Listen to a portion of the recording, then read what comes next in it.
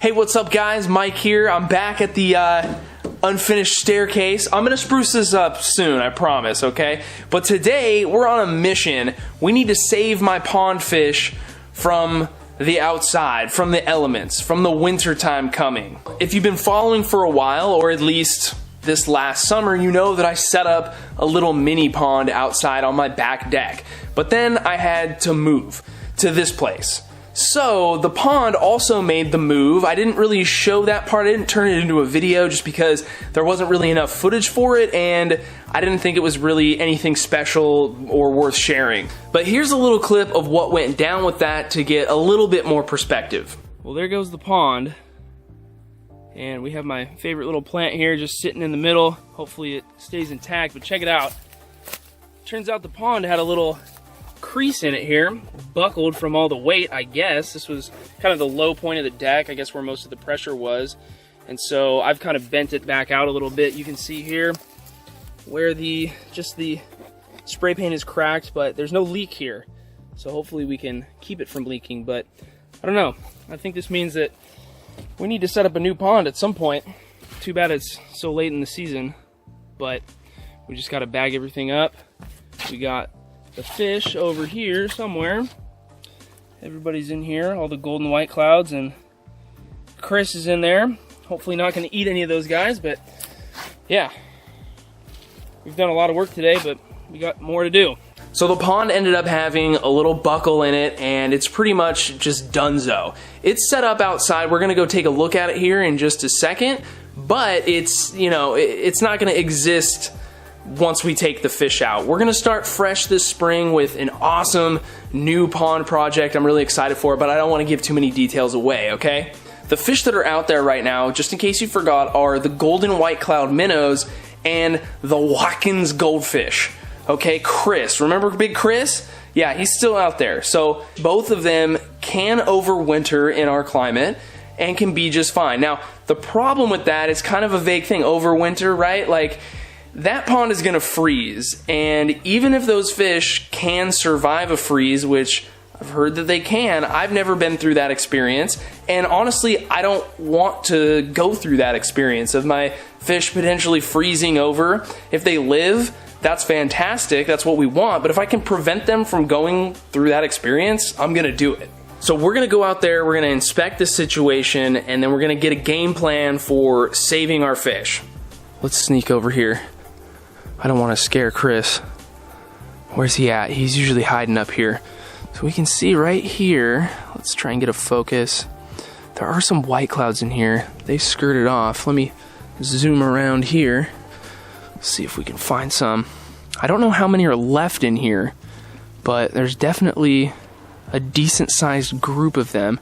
Chris is super skittish, he always has been. You guys know that if you've been following along, so we'll probably only see him once we pull all this out, but the back where it buckled, it's really dipped down there. I just have a net over it protecting it.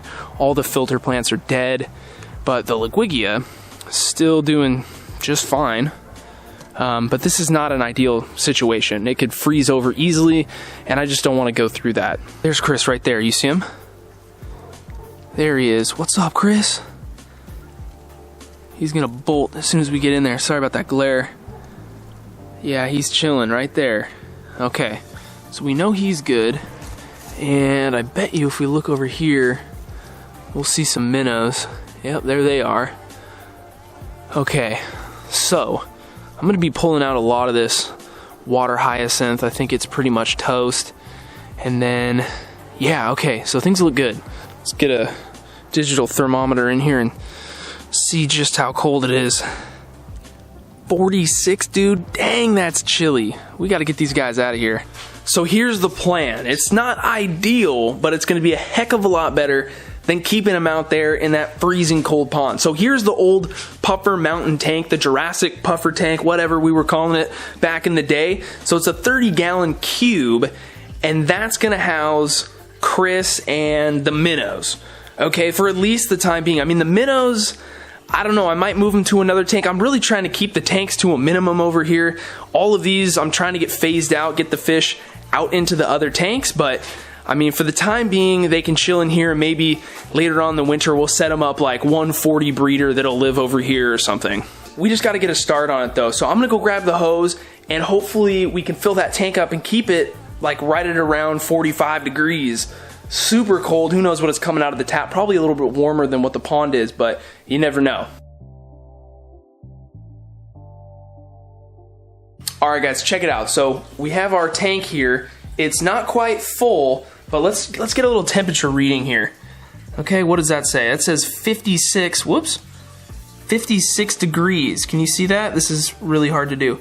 56F. So it's still warmer than the pond out there, and that's like a warm bath for these guys. They're used to, again, 46 degrees was it out there? That's crazy. So what I'm gonna do, since it's half full here, I'm gonna grab a tub and I'm gonna bring in some of the water from the pond to get this tank a little bit more full. And then what that's gonna do is it's gonna help bring the temperature down very slightly, but it's also gonna bring in some bacteria and some stuff that they're used to, and we'll try and get things as close to the pond as possible. Now obviously we're limited here. We don't have a substrate. We're not gonna do anything special in here, especially if it's not gonna be any kind of a permanent home for them. It might turn into one as time goes on, but I'm just not sure yet.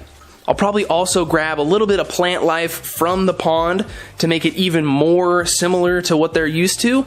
But the only other thing that we're gonna have to do is try and get the temperature as close to that 46, 47 as possible, because I really don't wanna bag them up out there and then temperature acclimate them in here. I'd rather just go and net them and put them straight into the same temperature that they're used to. So we're probably gonna have to put ice cubes in this tank. I never thought that I would ever have to do that, but hey, there's a first time for everything, right?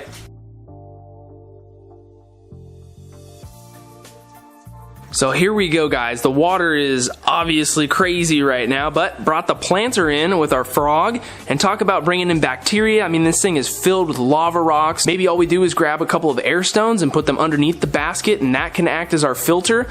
And let's see what else. I grabbed some of the water hyacinth that didn't look totally shot. We'll see if that's able to come back.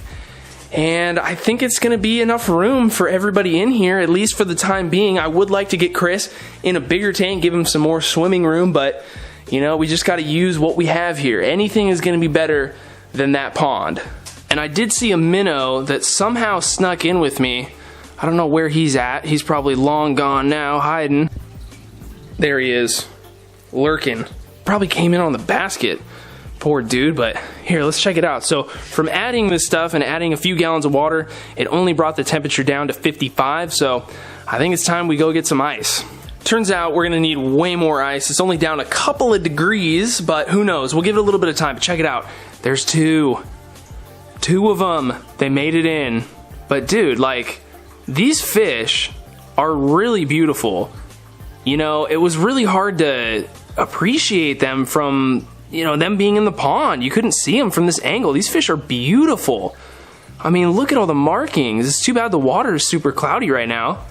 We can't really appreciate them fully, but dang, man. Like, I thought they looked good from the top, but from the side, whew. We got the tank down to 48, so I feel like that's close enough. Got my net. Let's go make an epic fish run.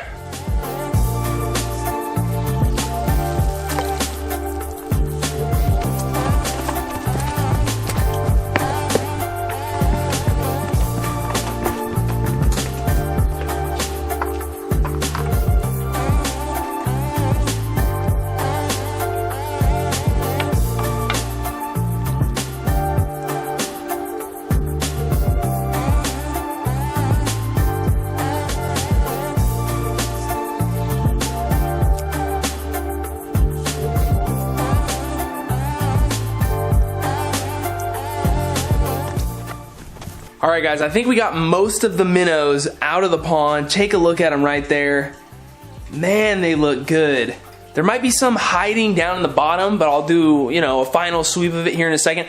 We still got to make one more epic run to go get Chris, so let's go do it.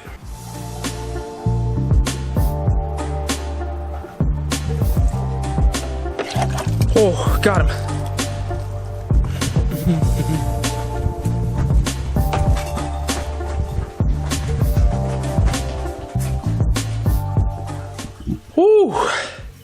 There you go, Chris.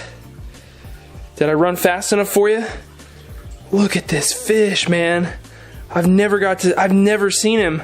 I've never seen him from this angle. Wow, here buddy, get out. There you go. Oh my gosh, my heart is pounding. I know that sounds silly, but oh my gosh. This fish. He's so beautiful. Now he's used to having a little bit more room than this, at least from side to side. I mean, swimming around in a circle in the pond was a lot different than this square environment, but he has a lot more verticality, so maybe that'll be enough for him. Hopefully, he doesn't want to change tanks and go to the Four Seasons, but man, he is beautiful. Look at his tail. So cool. He's on the move. Let's check him out. Let's get the light over him here. Wow.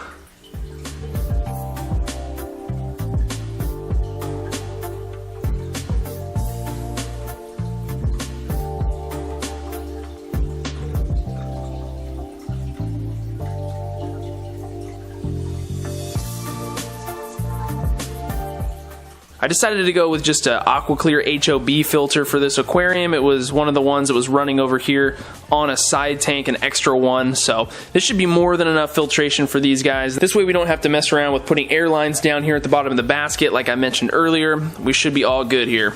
Mission accomplished, guys. I think we did pretty good today. We're gonna let this tank kind of acclimate to the temperature of the room. All my tanks right now don't have heaters in them. That's because I keep the ambient temperature at around 72 to 74, so the tanks eventually end up coming up to that temperature, really close to it.